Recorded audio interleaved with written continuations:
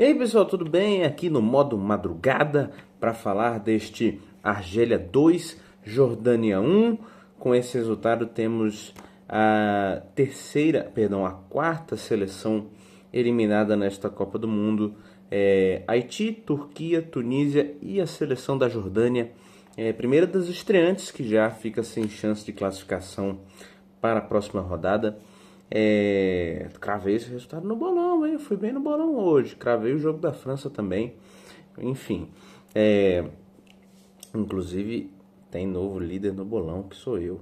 Mas, falando sobre o jogo, pessoal, apesar da derrota da seleção da Jordânia, é um jogo para se orgulhar desse time que chega à Copa pela primeira vez, que vem de um vice-campeonato na Copa Asiática, é a grande geração dessa seleção em toda a sua história, e fez uma partida bastante respeitável. O Jamal Selami afirmou em coletiva antes da disputa de hoje que tinha o plano de segurar a Argélia no primeiro quarto, depois de melhorar o jogo no segundo quarto, e posteriormente fazer algo parecido no segundo tempo. Conseguiu seu objetivo muito bem quando volta do que se esperava, né? Um primeiro tempo de posse de bola da seleção argelina, um time que tem melhores jogadores para segurar essa bola, uma seleção da Jordânia que já está acostumada a jogar em transição, né?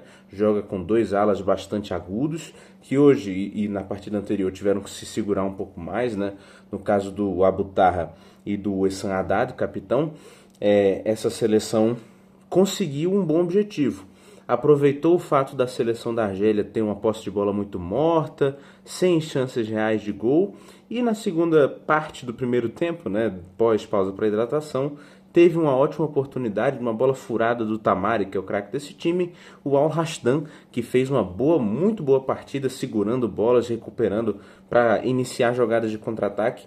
Ele também é um dos que inicia essa jogada da seleção da Jordânia e marca o segundo gol da seleção da Jordânia em Copa do Mundo.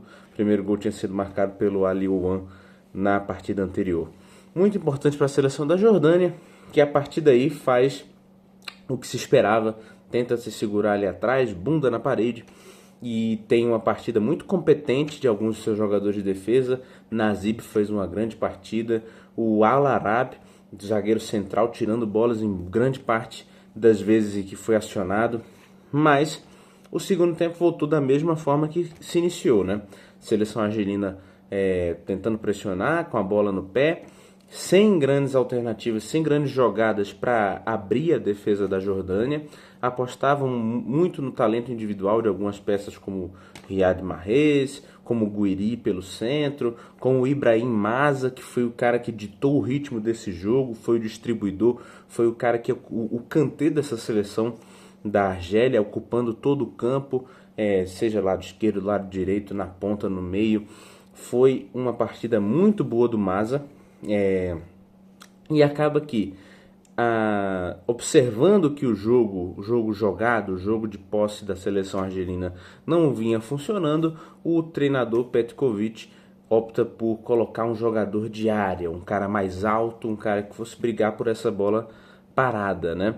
E aí ele coloca o Ben Bouali, que justamente marca o primeiro gol da seleção da Argélia, o gol de empate, gol marcado após escanteio, cobrado pelo Riyad Mahrez, né? Primeira participação do Mahrez em gol em Copa do Mundo, ele que melhor jogador da seleção da Argélia há anos já, nunca havia participado de uma Copa do Mundo. A última participação da Argélia havia sido em 2014, antes do Mahrez estourar, né? E aí, após isso, a Jordânia sentiu um pouco.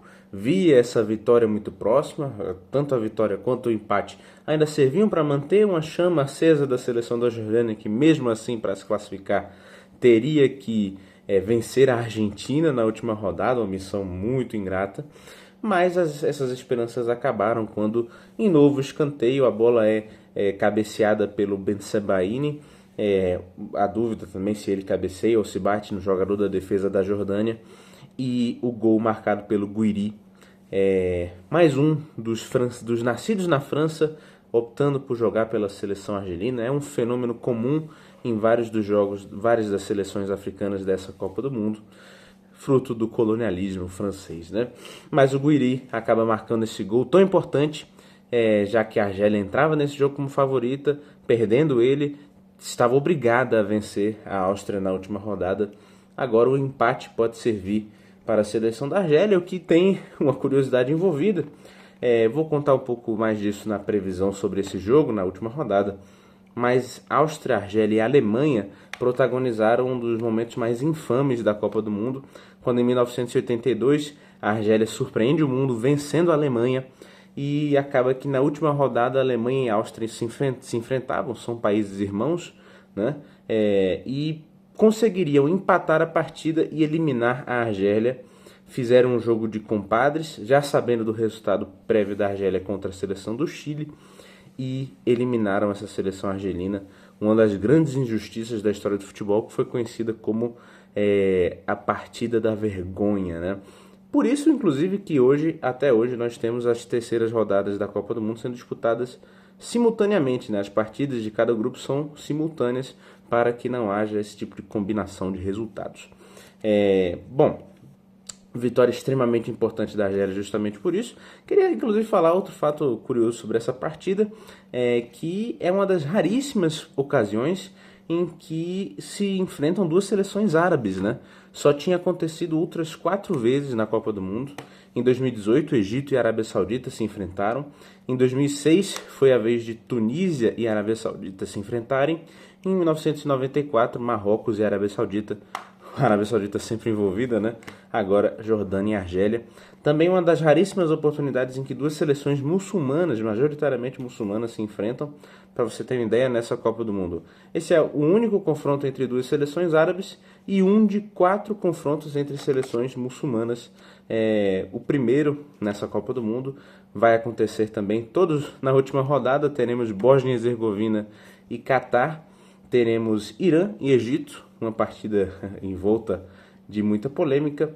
E teremos também, deixa eu ver se eu estou conseguindo me lembrar, teremos Senegal e Iraque. Bom, é isso aí, pessoal. Até a próxima.